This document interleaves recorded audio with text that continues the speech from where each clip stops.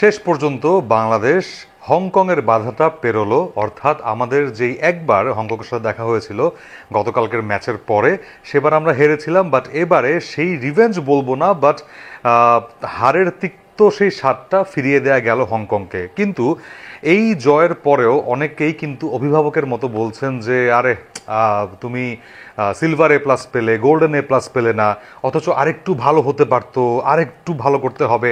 So এরকম অনেক কথা শোনা যাচ্ছে, বাট আমার কাছে মনে হয় যে বাংলাদেশ মোটামুটি একটা ক্লিনিক্যাল ম্যাচ খেলেছে। ইয়াস, সেটা হংকংয়ের বিপক্ষে, বাট এরকম বড় টুর্নামেন্টে বা মাল্টি ন্যাশনাল টুর্নামেন্টে আপনাকে জয় দিয়ে শুরু করার জন্য আপনার কমফোর্ট জোনের বাইরে বের হয়ে যদি আপনাকে ক্রিকেটটা খেলতে হয় এবং সিচুয়েশন বা কন্ডিশনের উপরে বেস করে যদি অ্যাপ্রোচটা করতে হয়, সেদিক থেকে আমি বলবো বাংলাদেশ বেশ ভালো মতোই পাসমার্ক পেয়ে উতরে গেছে। সো এই ম্যাচের টার্নিং পয়েন্টটা কি হতে পারে, কিংবা কোন জায়গাটাতে বা কোন স্ট্র্যাটেজিতে ম্যাচটা জিতলো বাংলাদেশ, সেটা নিয়েই ছোট্ট করে আলোচনা করবো হোয়াট দ্য পিচে। সবার আগে যদি আমি হংকংয়ের ব্যাটিংটা নিয়ে কথা বলি, ডেফিনেটলি হংকং আমার মনে হচ্ছে যে প্রতিপক্ষ হিসেবে আমাদের সাথে মানে বাংলাদেশের সাথে একটু বেশি রান করে ফেলেছে। সেই একটু বেশির জবাবটাও কিন্তু পিচ রিপোর্টে মিস্টার বাজিদ খান তিনি দিয়েছিলেন। তিনি বলেছিলেন যে পিচটা ফ্রেশ মনে হচ্ছে ডেফিনেটলি এখনও, যদিও এই মাঠেই এই উইকেটেই খেলা হয়েছে Afghanistan Hong Kong, but roll on করার পরে এবং একটু পরিচর্যা করার পরে এই পিচে খানিকটা স্ক্র্যাচেস ছাড়া, অর্থাৎ আঁচড় ছাড়া খুব বেশি কিন্তু ডিটেরিয়েট অবস্থা দেখা যাচ্ছে না, যার কারণে যেই দল ব্যাটিং করবে সেই দল যদি শুরুতে উইকেট ধরে রেখে আগায় তাহলে মোটামুটি একটা সংগ্রহ, সেটা 150+ বা 160ও কিন্তু সংগ্রহ করতে পারে সেক্ষেত্রে। সো সেই ফ্রেশ উইকেটের সেই কন্ডিশনটা বিবেচনায় রেখে এবং হংকংয়ের ব্যাটিংটা বিবেচনায় রেখে আমরা বলতে পারি যে আমাদের বোলিংয়ের বিপক্ষে হংকং ডেফিনেটলি আমি বলবো যে অ্যাটলিস্ট 20টা রান হলেও বেশি করে ফেলেছে। মানে হংকংকে আপনি ডেফিনেটলি 125, 120 এই রেঞ্জের মধ্যে বাঁধতে পারলে আরেকটু আপনার জন্য কমফোর্টেবল হতো সেই রানটা চেস করার জন্য। সো সেই ক্ষেত্রে আমি বলবো অবশ্যই বাংলাদেশের বোলিং আরেকটু দেখে নিতে হবে আমাদেরকে শ্রীলঙ্কার বিপক্ষে ম্যাচের আগে নিশ্চিত অর্থেই। বাট যেভাবে তাসকিন, মুস্তাফিজ, তানজিম সাকিব এই তিনজন পেসার বোলিংটা করেছেন, সেই বোলিংয়ে মোটামুটি সন্তুষ্ট বলাই যায়। বিকজ তানজিম ইকোনমিক্যাল বোলিং করেছেন, তার পাশাপাশি কিন্তু দুটো উইকেট আদায় করে নিয়েছেন ডেফিনেটলি, এবং সেই দুটো উইকেটের মধ্যে একটা উইকেট আমি সেই জিসানের কথাই বলতে হচ্ছে, যিনি কিনা দুর্দান্তভাবে একটা ছক্কা হাঁকিয়েছেন তানজিমকে, তার ঠিক পরের বলেই দুর্দান্ত একটা আনপ্লেয়েবল একটা সুইং ডেলিভারির সামনে পরাস্ত হয়ে তিনি বোল্ড হয়েছেন। এবং তখন যে ক্ষিপ্রতাটা দেখা গিয়েছে তানজিম সাকিবের মধ্যে, সেটা নিঃসন্দেহে একটা ভালো সাইন দেবে। এই যে অ্যাটাকিং যে মনোভাবটা, দুর্দান্ত লেন্থে সেই মিডল স্টাম্প বরাবর সেই বলটা রেখেছিলেন, এবং যখনই দেখেছিলেন যে জিসান একটু সামনে এগিয়ে এসে আবারও সেই একটা র্যাশ শট খেলতে যাচ্ছেন, তখনই তিনি বলের লেন্থটা খানিকটা চেপে ধরে সুইংটা দিয়েছেন, যার কারণে ডিফিট হয়ে গিয়ে তিনি ব্যাটে বলে করতে পারেন এবং বলটা একদম সুইং হয়ে সেই অফ স্টাম্পটা উড়িয়ে দিয়েছে। সো মানে এরকম টুকটাক সুস্মৃতি বাদে বোলিংয়ে এরপর রিশাদের কথা বলতেই হয় যে রিশাদ কয়েকটা ম্যাচ পরে তার রিদমটা ফেরত পাওয়ার একটা আভাস দিয়েছেন। দুটো উইকেট নিয়েছেন এবং দুটো উইকেটে শেষ ওভারে, বাট তারপরেও বলতে হচ্ছে তার বোলিংটাও একটা টপ অফ দ্য মার্ক রাখতে হবে, এবং অ্যাজ ওয়েল অ্যাজ তাসকিন। মুস্তাফিজের ব্যাপারে যদি একটু বলি, আমি যে প্রেডিকশনটা দিয়েছিলাম এশিয়া কাপ শুরুর ঠিক আগে, যে সর্বোচ্চ উইকেট শিকারীদের তালিকায় মুস্তাফিজকে দেখা যাচ্ছে, যদিও মুস্তাফিজ উইকেট পাননি, মোটামুটি প্রথম ম্যাচেই ভুল প্রমাণের জায়গায় চলে যাচ্ছেন। বাট স্টিল সেক্ষেত্রে বলতে হবে যে কোন কন্ডিশনে কোন প্রতিপক্ষের কোন ব্যাটারের সামনে আপনি বোলিংটা করছেন। এবং মুস্তাফিজকে যদি আমি প্রথম দিকে বলি যে তিনি তার রিদমটা একটু হারিয়েছিলেন, তার যে স্টক ডেলিভারিগুলো, যে কাটার স্লোয়ার ডেলিভারিগুলো, সেগুলো ভালো মতো দিলেও লাইন লেন্থের একটা ছোট্ট ঝামেলায় পড়ছিলেন বারবার। শর্ট লেন্থ বল যখনই কোনো বোলার দেন ব্যাটারকে, সেটা কাটার হোক, সিম আপ ডেলিভারি হোক, তখনই কিন্তু ব্যাটাররা সেই শট খেলার মতো স্পেসটা বা সময়টাও পেয়ে যান একই সাথে। সো সেইখান থেকে আবার মুস্তাফিজ কিন্তু কামব্যাকও করেছেন পরবর্তীতে সেকেন্ড স্পেলে যদি আমি বলি। সেখানে, এবং কামব্যাক করে তার সেই স্টক লেন্থের পাশাপাশি বা স্টক বোলিংয়ের পাশাপাশি তিনি কিন্তু সেই সিম আপ ডেলিভারিগুলো দিয়েও ব্যাটারকে ব্যতিব্যস্ত রেখেছেন, যার কারণে কিন্তু শেষ দিকে মুস্তাফিজের খেলাটা আবার আনপ্লেবল হয়ে যাচ্ছিল। সো সব কিছু মিলিয়ে বলবো যে বোলিংটা মোরললেস একটু অম্লমধুর গেছে, বিশেষ করে শেখ মাহিদির জন্য একটা অ্যালার্ম তো অবশ্যই বাজছে, বিকজ তিনি কিন্তু টানা কয়েকটা ম্যাচে তার যেই বোলিংয়ের জন্য তিনি মোটামুটি একটু এই দলটাতে থিতু হওয়ার দাবি রাখেন, এবং টি-20 সেট আপটাতে তাকে বলা হয় যে একটা ট্রাম্প কার্ড, সেই রকম বোলিংটা তিনি বেশ কয়েকটা ম্যাচে করতে পারছেন না, মার খাচ্ছেন। As well as Netherlands plus this Hong Kong, দুই প্রতিপক্ষ কিন্তু তাকে বেশ ভালো মতো সামলে ফেলেছেন। সো এই জায়গাটাতে আমি বলি টুকটাক সেই ফাইন টিউনিং ছাড়া আমার মনে হয় বাংলাদেশের বোলিং নিয়ে আর খুব একটা বেশি কিছু বলার নেই। এই উইকেটে আমরা প্রথম এই টুর্নামেন্টে খেলতে নামছি, যেখানে হংকং একটা ম্যাচ অলরেডি খেলে ফেলেছে। সো সব কিছু মিলিয়ে বোলিংটাকে আমি বলবো যে পরের দুটো ম্যাচের জন্য আমার মনে হয় জমিয়ে রাখা হলো অ্যাটলিস্ট।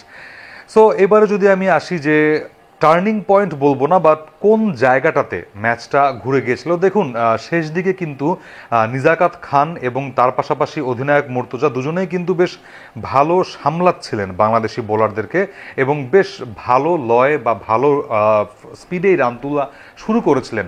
ওই মোমেন্টে যেভাবে সেখানে নিজাকাত আউট হয়েছেন সেই রিশাদের বলে, আমি বলবো ওই জায়গাটা একটা টার্নিং পয়েন্ট ছিল। তিনি কিন্তু 42 রান করে ফেলেছিলেন 40 বলে। সো তার ইনিংসটা যদি আরেকটু প্রলং হতো তাহলে কিন্তু এই হংকং 150-55 করে ফেলতে পারতো, যেটা কিনা আমাদের জন্য ওই যে 140-42 চেস করা একটা জিনিস, আবার টি-20তে কিন্তু 150+ একটা ইনিংস মানে রান চেস করা আরেকটা জিনিস। সো এই ক্ষেত্রে অবশ্যই আমি আবারও ওই যে বলছিলাম যে বোলিং একটা কনসার্নের জায়গা হলেও সময় মতো উইকেট কিন্তু বাংলাদেশ বোলাররা ঠিকই তুলতে পেরেছে। সো এই পজিটিভ সাইনটাই আমি চাইবো সামনের দুটো ম্যাচ, দুটো মহা গুরুত্বপূর্ণ ম্যাচে নিয়ে যেতে বাংলাদেশি বোলারদের, এবং এখান থেকে হতাশ হবার খুব বেশি কিছু আমাদের নেই। সো যে জায়গাটাতে আমরা ম্যাচটা জিতলাম, ডেফিনেটলি আমি যেটা বললাম নিজাকাতের উইকেটটা তো ইম্পর্টেন্ট, তার পাশাপাশি লিটন কুমার দাসের দুর্দান্ত ব্যাটিং। আমরা লিটন কুমার দাসকে নিয়ে অনেক কথা বলেছি যে তাকে যখন ক্যাপ্টেন্সি দেওয়া হয়েছে, তিনি টি-20 দলটাতেই তো রেগুলার নয়, তাকে কেন ক্যাপ্টেন্সি দেওয়া হলো, তারপর তিনি খেলবেনটা কোথায়, তারপরে কোচ ফিল সিমন্স তাকে 3 নম্বর পজিশনটার জন্যই থিতু করতে চেয়েছেন যে না আমার নাম্বার 3 হচ্ছেন লিটন কুমার দাস, এবং আক্ষরিক অর্থেই লিটন কুমার দাস প্রমাণ করেছেন যে সেই সিদ্ধান্তটা ফিল সিমন্সের ডেফিনেটলি টপ নচ ছিল এবং কারেক্ট ছিল এখন পর্যন্ত। সেই যে শ্রীলঙ্কার সাথে শেষ টি-20 ম্যাচটা দিয়ে শুরু, তারপরে কিন্তু লিটনকে নিয়ে যেই ধারাবাহিকতার প্রশ্নটা সবচেয়ে বেশি ওঠে, সেটা লিটন অ্যাটলিস্ট কাভার আপ করেছেন, এবং যত সময় যাচ্ছে লিটন কিন্তু তার পোটেনশিয়ালিটিটা বুঝে প্রথম থেকেই মেরে খেলতে চাচ্ছেন না, এবং প্রথম দিকেই আমি যদি বলি ব্যাটিংয়ের একদমই গ্রামার মেনে, সেটা হেড পজিশন হোক, পায়ের ব্যবহার হোক, দুর্দান্ত খেলছেন, এবং অধিনায়কত্বটা কিন্তু একদিকে শুভমান গিলের মতো কাজ করছে তার উপরে। শুভমান গিল যেমন দায়িত্ব পাওয়ার পরে তিনি খুব ভালো মতো তার ব্যাটিংটাকে আরও শানিত করেছেন, রেসপন্সিবল টাচ দিয়েছেন, সেখানে লিটন কুমার দাসও কিন্তু একই রকম ওয়েতেই আগাচ্ছেন। আপনি যদি বলে থাকেন যে লিটন প্রায়ই সেই র্যাশ শট খেলে ফেলেন, হঠাৎ প্রয়োজন অনুযায়ী শট খেলেন না, বা সিচুয়েশন ওয়াইজ যে কোনো একটা র্যাশ শট আগে খেলে ফেলেন, বাট তার যেই পছন্দের সেই রিভার্স সুইপটা আপনি যদি খেয়াল করে দেখেন গতকালের ম্যাচে এই শটটাই লিটন কুমার দাস একদম মনে হচ্ছে আমার 15তম ওভার বা 16তম ওভারের দিকেই খেলেছেন।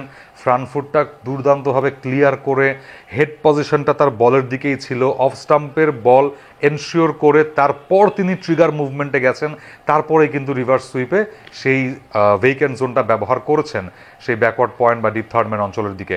সো এই যে একটা পরিণত বোধ লিটনের ব্যাটিংয়ে, এটাও কিন্তু আমাদের জন্য একটা পজিটিভ সাইন ডেফিনেটলি। আরেকটা পজিটিভ সাইন হচ্ছে অবশ্যই পারভেজ ইমনের ব্যাটিং। দেখুন এরকম একটা ট্রিকি টার্গেট চেস করতে গিয়ে এরকম একটা ট্রিকি উইকেটে আপনি কিন্তু প্রথম দিকেই বিপথে চলে যেতে পারেন যদি আপনি ভালো একটা স্টার্ট না পান। পারভেজ ইমন যে কাজটা করে চলেছেন, তিনি একই সাথে আমাদের এই ওপেনিং পজিশনটাকে একটা স্টেবল অবস্থা দিচ্ছেন, একই সাথে তানজিদ তামিমের কাছ থেকেও কিন্তু প্রেশারটা কমাচ্ছেন। তানজিদ তামিম শেষ কয়েকটা ম্যাচে বলতে হচ্ছে যে খুব যে বেশি ভালো ব্যাটিং করে ফেলেছেন বা ঝড়গতিতে ব্যাটিং করছেন এমন নয়, বাট তিনি সেই সঙ্গটা পাচ্ছেন পারভেজ ইমনের কাছ থেকে, এবং সেই রিলায়েবল একটা ক্যারেক্টার পাচ্ছেন যিনি কিনা পারভেজ ইমনের ব্যাটিংয়ের উপর রিলাই করে তার মতো খেলে যাবেন, সেটা কখনো একটু দ্রুতগতিতে হতে পারে, একটু স্লথ গতিতে হতে পারে, রানাবল ইনিংস হতে পারে। সো এক্ষেত্রেই কিন্তু ইমনের সেই মহিমাটা লুকিয়ে তার সেই ঝোড়ো ব্যাটিংয়ে। হ্যাঁ, তিনি আপনাকে সবসময় অনেক বেশি রান দিয়ে দেবে না ওপেনিংয়ে, বাট তার যেই কাজটা কম বল খেলে বেশি রান করে দেওয়া, বেশি স্ট্রাইক রেটে, সেই কাজটা কিন্তু তিনি কনসিস্টেন্টলি এই ওপেনিং মানে পজিশনে নেমে বেশ ভালো মতো করতে পারছেন। এই জিনিসটা নিয়েও বলতে হয় যে এই পজিটিভ সাইনটা আমাদের সামনের ম্যাচগুলোতে অবশ্যই কাজে লাগবে। হ্যাঁ, তাওহিদ হৃদয়ের ব্যাটিং নিয়ে আপনি অনেক কথা বলতে পারেন, বাট আপনাকে ছোট্ট একটা যদি রেফারেন্স দেই 2022 সালের টি-20 এশিয়া কাপের কথা, সেখানে শ্রীলঙ্কার সেই ট্রফি জয়ে সবাই কিন্তু বলবেন যে পাথম নিশাঙ্কা থেকে শুরু করে তারপর তাদের বোলিং লাইন আপের বৈচিত্র্য সব কিছু মিলিয়ে শ্রীলঙ্কা একটা পারফেক্ট দল ছিল, বাট তার চাইতেও পারফেক্ট ছিল সেখানে দাসুন সানাকার একে তো ক্যাপ্টেন্সি, তার উপরে পরিস্থিতি অনুযায়ী মিডল অর্ডার বা লেট মিডল অর্ডারে একটা স্টেবিলিটি আনা। সেখানে হয়তো তিনি কিছু ঝড়ো ইনিংস খেলেছেন, বাট তার বাকি ইনিংসগুলো কিন্তু একটু মডারেট লেভেলে ছিল। রান বল ইনিংস মোটামুটি খেলার ট্রাই করেছেন তিনি। খুব বেশি স্ট্রাইক রেটে হয়তো মাঝে মধ্যেই ব্যাটিং করতে দেখা যায়নি, বাট স্টিল তিনি কিন্তু ওই যে বললাম যে ওই স্ট্যাবিলিটিটা দিয়েছেন। তাওহিদ হৃদয় ইয়েস, উন্নতির জায়গা আছে। তিনিও গতকালকে কিছু শট মিস করে গেছেন, কিছু লোপ্পা বল মিস করে গেছেন। হংকংয়ের ব্যাটাররা বোলাররা তাকে প্রায় সময় বা সেই অফ স্টাম্প করিডোরের বল দিয়ে একটু ডিসিভড করার চেষ্টা করছিলেন। যেই অফ স্টাম্পের করিডোরের বলগুলো বা বাইরের করিডোরের বলগুলো তিনি কাট শটে যদি দেখি আমি যে ওই পয়েন্ট বা ডিপ ব্যাকওয়ার্ড পয়েন্ট থেকে রান বের করতে খুব একটা স্বাচ্ছন্দ্য বোধ করছিলেন না, বাট স্টিল তিনি যে 36 বলে 35 রান করে অপরাজিত ছিলেন, এই যে ডিপ ব্যাটিং করে গেছেন তিনি এবং লিটনকে সঙ্গ দিয়েছেন একদিকে, আপনার অন্যদিকে যখন আপনার অধিনায়ক মেরে খেলছেন, বেশ ভালো টাচে আছেন, তখন কিন্তু মিডল অর্ডারে এই স্ট্যাবিলিটিটা দরকার। এবং প্রপার মিডল অর্ডার বলতেই কিন্তু আমাদের নুরুল সোহান, সাইফকে আমি যদিও ফ্লোটার ব্যাটার হিসেবেই গণ্য করি এবং নির্বাচকরা বা কোচরাও তাকে মনে করেন সেরকম। সো ওই যে তাওহিদ হৃদয় ছাড়া ওই স্টেবিলিটিটা বা ওই জমাট বাঁধা একটা ব্যাটিং এখনও হয়তো বাংলাদেশ দলে খুব একটা পাওয়া নাও যেতে পারে। সো তাওহিদকে আরেকটু যদি আমরা সময়টা দেই, হয়তো তিনি পরের দুটো ম্যাচে একটা ইনিংস বেশ ভালো মতো খেলে দেবেন বেশি স্ট্রাইক রেটে, বাট তার সেই ব্যাটিং টেকনিকটাই কিন্তু ওরকম যে তিনি আপনাকে 110-20 স্ট্রাইক রেটে টি-20-তে আপনাকে সেই ব্যাটিংটা দেবেন। আপনার এখন চিন্তার বিষয় যে আপনি কি তাওহিদের জায়গায় সাইফকে এনে মিডল অর্ডারে একটা পার্ট টাইম বোলিংয়ের অপশনটা বাড়াবেন, নাকি তাওহিদকে দিয়ে সেই মিডল অর্ডারের স্টেবিলিটিটা রাখবেন। আমি মোটামুটি তাওহিদ হৃদয়ের সাথেই সেই মিডল অর্ডার জোনে ব্যাটিং করাটাকেই প্রেফার করে যাব সেক্ষেত্রে, বিকজ আমার নাম্বার 3-এ একজন ভালো ব্যাটার আছে। তাওহিদ হৃদয়ের পরে জাকের আলী, শামীম সবাই বেশ ভালো মতো ব্যাটিং করতে পারেন এবং ভালো স্ট্রাইক রেটে ব্যাটিং করতে পারেন। সো ওই লিঙ্ক আপটা করা খুব জরুরি। আবার যদি আমি শেষ করি লিটন কুমার দাসের সেই ব্যাটিং কন্ট্রোল নিয়ে, তার ওয়াগন হুইলটা যদি আপনি খেয়াল করেন, 85% শট তিনি কন্ট্রোলে খেলেছেন এবং এই যে 59 রান তিনি করেছেন তার মধ্যে 29 রান তিনি কিন্তু 1-2 সিঙ্গেলস ডাবলসের ওপর বেস করে নিয়েছেন, উইকেটের চারপাশে ভি জোনে খেলেছেন, স্কোয়ার অফ দ্য উইকেটে খেলেছেন সব দিকে। সো এই জায়গাটাতেই কিন্তু লিটনের সেই প্রফেশনালিজমটা হোক কিংবা পরিণত বোধটা হোক, সেটা কিন্তু দিন দিন প্রকাশ পাচ্ছে আস্তে আস্তে। সো অনেক রকমের পজিটিভ সাইড নিয়েই আমরা শ্রীলঙ্কার বিপক্ষে শনিবার ম্যাচ খেলতে নামবো, আফগানিস্তানকে ফেস করব। সো আই হোপ যে এই পজিটিভিটিগুলো নিয়ে বাংলাদেশ সামনে আগাবে এবং সেই ম্যাচে একইভাবে অ্যাপ্রোচটা করবে, কারণ আবুধাবির এই উইকেটটা আপনি মানুন বা না মানুন খুব বেশি কিন্তু রান উপহার দেবে না এই এশিয়া কাপে। সো এই কন্ডিশনের উপরে বিবেচনা করে এই যে আমরা মিরপুরকে ধানক্ষেত বলি, সো আমি একটা ভিডিওতে বলেছিলাম যে নাচতে না জানলে উঠোন বাঁকা, ওরকম একটা অবস্থা হয়ে গিয়েছিল পাকিস্তানের, যে মিরপুরের উইকেটে খেলে বেশি রান হয় না, বাট স্টিল দেখুন আপনি কিন্তু আবুধাবির সেই স্লো অ্যান্ড ট্রিকি উইকেটেই খেলছেন, যেখানে হয়তো মিরপুরের চেয়ে 10টা রান আপনি বেশি করবেন, কিন্তু at the end of the day আপনাকে সেই ট্রিকি ব্যাটিং বা স্ট্র্যাটেজিক ব্যাটিংটা করতে হবে এরকম ট্রিকি ম্যাচ বের করে আনতে।